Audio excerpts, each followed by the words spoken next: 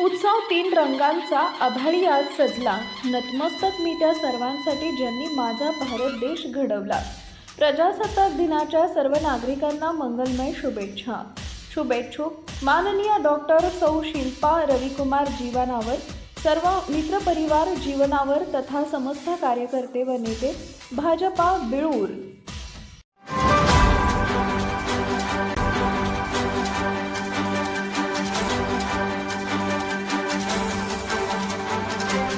आपण पाहत आहात लोकशाही महाराष्ट्र न्यूज. भाजप आघाडीसमोर बंडखोरांची डोकेदुखी वाढली. अर्ज माघारीनंतर अंतिम लढतीचं चित्र स्पष्ट होणार. बंडखोरी थोपवण्यासाठी नेत्यांचा लागणार कस. जिल्हा परिषद व पंचायत समितीच्या सार्वत्रिक निवडणुकीच्या रणधुमाळीचा दुसरा टप्पा पार पडला. आता कोणते उमेदवार या लढतीतून माघार घेणार याकडे सर्वांचं लक्ष लागलं आहे. भाजप, दोन्ही राष्ट्रवादी काँग्रेस या प्रमुख पक्षांच्या लढतीसमोर दोन्ही शिवसेना, रासप, जनसुराज्य पक्ष या प्रादेशिक पक्षांसह गटातील व गणातील अपक्ष उमेदवारांचे आवाहन असणार आहे. यापैकी किती उमेदवार प्रत्यक्ष आखाड्यात उतरणार याची उत्सुकता शिगेला पोहोचली आहे. या निवडणुकीत भाजप, काँग्रेस, राष्ट्रवादी पक्षातून प्रत्यक्षपणे डावललेले इच्छुक उमेदवार बंडखोरी करण्याच्या तयारीत आहेत. आजच्या घडीला गटात 63 व गणात 62 अपक्ष उमेदवारांचा अर्ज आहे.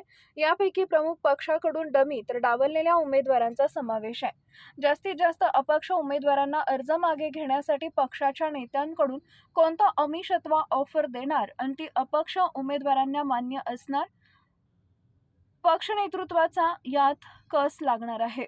राज्यात भाजप हा मोठा पक्ष म्हणून वावरत आहे. शिवाय जतच्या राजकारणात एकेकाळी काँग्रेस, राष्ट्रवादी काँग्रेस पक्षाचा बालेकिल्ला म्हणून गणला गेला. तो जतचे आमदार गोपीचंद पडळकर यांच्या नेतृत्वात भाजपचा बालेकिल्ला म्हणून आघाडीवर जाताना दिसत आहे.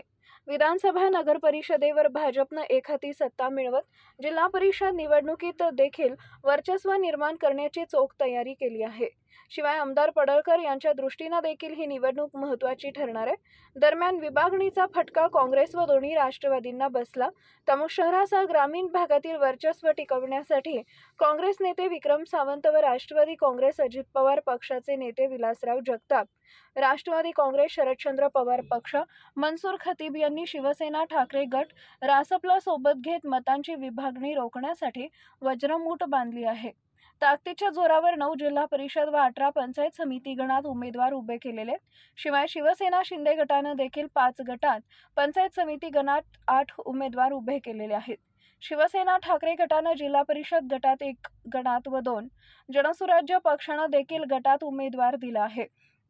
शिवाय पक्षातील बंडखोरी व अपक्ष उमेदवार रिंगणात उतरण्याच्या तयारीत आहेत. त्यामुळे ही निवडणूक अर्ज माघारीनंतरच्या तिसऱ्या टप्प्यात आणखी रंगतदार ठरणार आहे.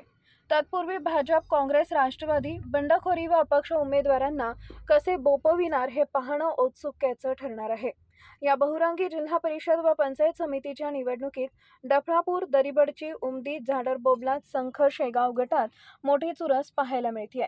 या ठिकाणी पक्षासह अपक्षांची संख्या देखील लक्षणीय आहे. लोकशाही महाराष्ट्र न्यूज चॅनलला लाईक करा, शेअर करा आणि सबस्क्राईब करा.